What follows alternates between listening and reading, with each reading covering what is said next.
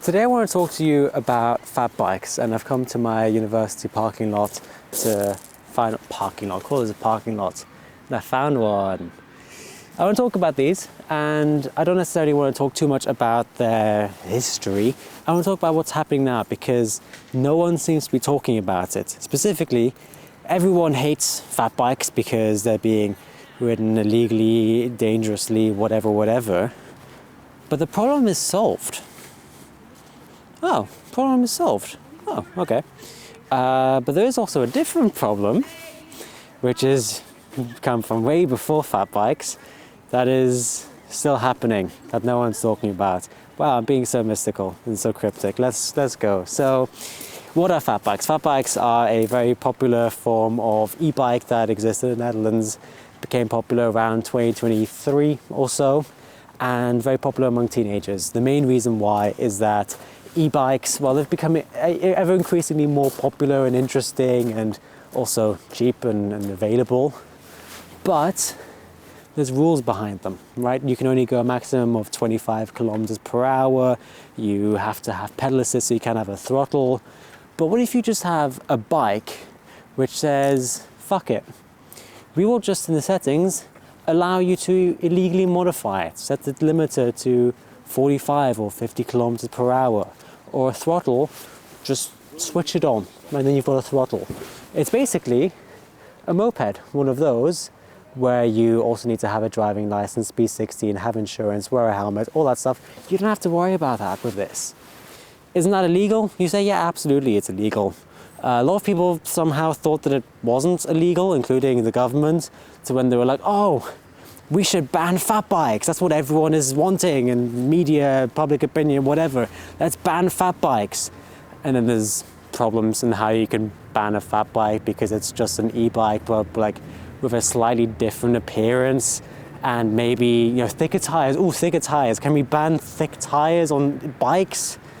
Kind of.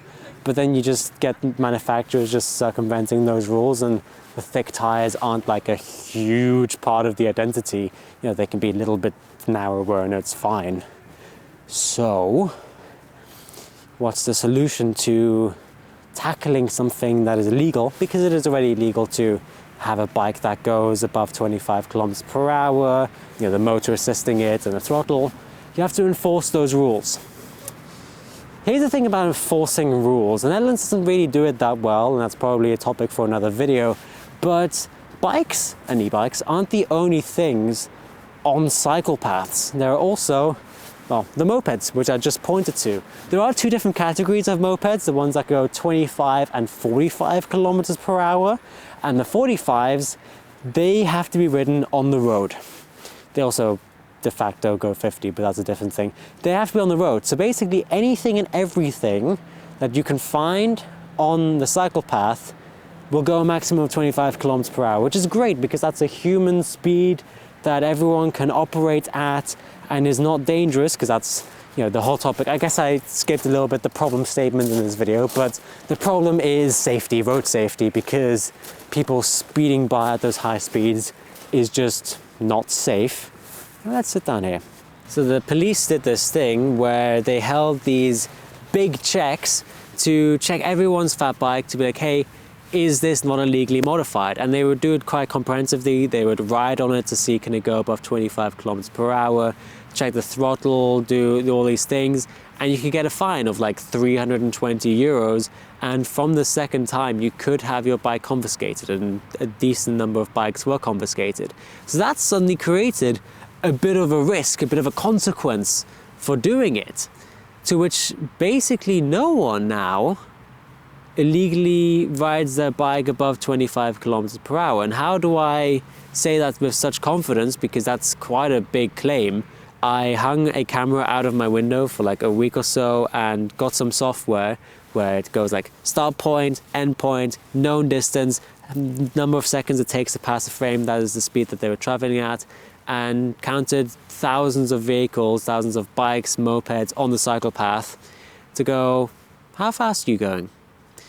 It took quite a lot of time to analyze the data because I had to manually go count like for every single vehicle categorize it into, was it a bike, an e-bike, a cargo bike, a fat bike, a moped, because the AI doesn't know that. It was apparently all just motorcycles and people. And what came from that, I'll give you some room for some graphs. I don't remember them off of my head, but from bikes, you can kind of get an idea of what the speeds were. So what people would normally travel at.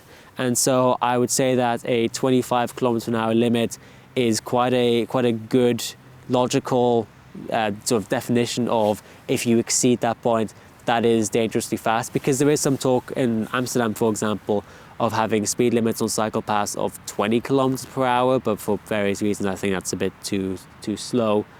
But if we go to fat bikes, we do see that they exceed the speed limit a little bit. It's not like a perfect world, but I wanted to compare that to mopeds, where, if I remember correctly, it's like 3% of people decided to go the legal speed, and more than half of people decided to exceed it by either 30 or 35 kilometers per hour.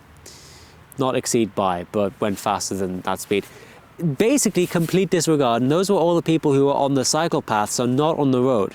So all of them shouldn't have really been going above 25, maybe like 26, 27, maybe we give them like a little bit of a margin of error, but technically we don't even really need to, because they should just have a limiter set to that speed, so they shouldn't even be capable of accidentally going a little bit faster. And so why do I say that this is an old problem? Well, because mopeds exist for way longer than fat bikes do.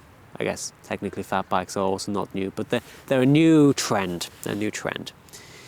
And the thing is, the government also already knows that people on mopeds speed, because in 2023, remember that year, they made it mandatory that people on the 25 mopeds wear a helmet. It used to just be on the 45s, on the road, higher speeds, whatever, super explainable. I don't want to counter that. But they also said they should do it on the 25s. The reason why, it wasn't technically explicitly stated, but a very big reason was because they knew that 25 mopeds weren't really being ridden at 25. There was like 27, 28, 30, faster than that. Very well known.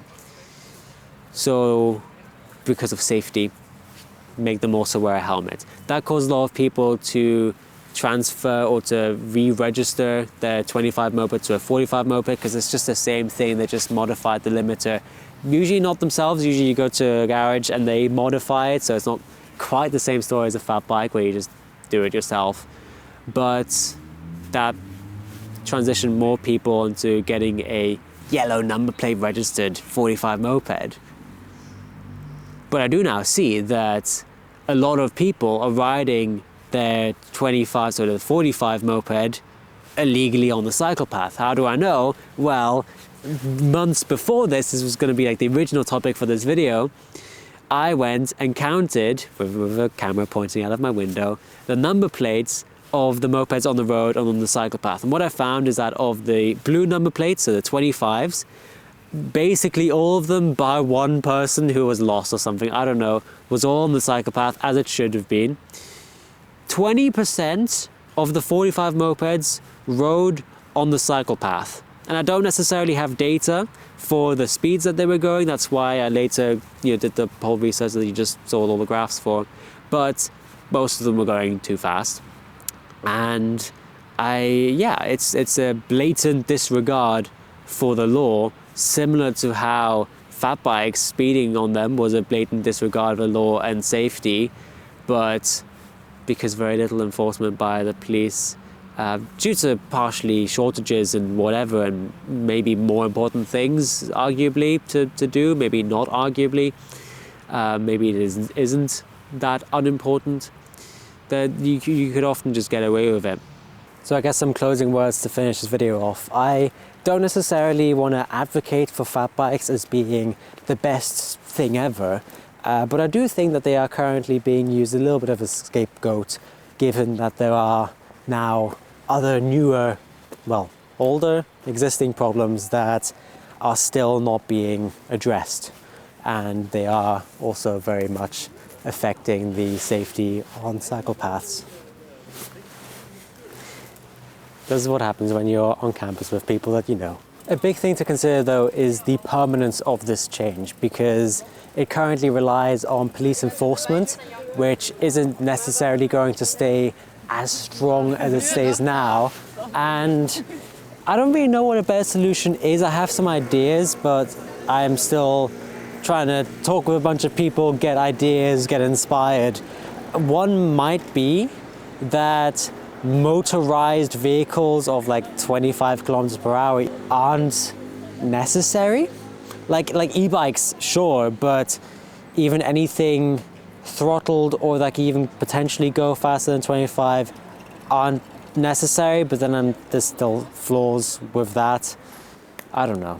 I don't know, but we'll tackle that in a future video, I'd say, which will definitely happen because there's still so much to talk about on this topic.